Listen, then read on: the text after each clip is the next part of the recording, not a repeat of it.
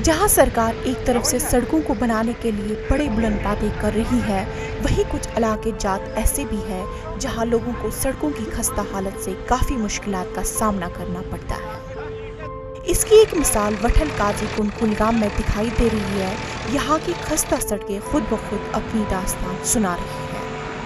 सड़कों पर कीचड़ और मलबे के ढेर से इस बात का अंदाजा लगाया जा सकता है कि महकमे R&B किस तरह इलाकों में तमीराती काम को अंजाम दे रही है। वहीं मुकामी लोगों के मुताबिक इलाके में सड़क इतनी खस्ता हाल हो चुकी है कि इलाके में आम इंसान भी चल नहीं सकता।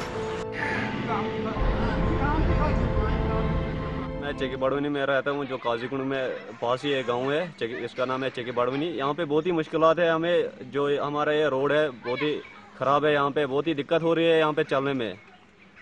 तो कोई डिपार्टमेंट यहाँ पे नहीं आ रहा है, कोई मसला हमारा हल नहीं हो रहा है। यहाँ पे बच्चों को दिक्कत हो रही है स्कूल जाने में, कोई बुजुर्ग होगा तो उसको भी चलने में बहुत ही मुश्किलात होती है यहाँ पे आना।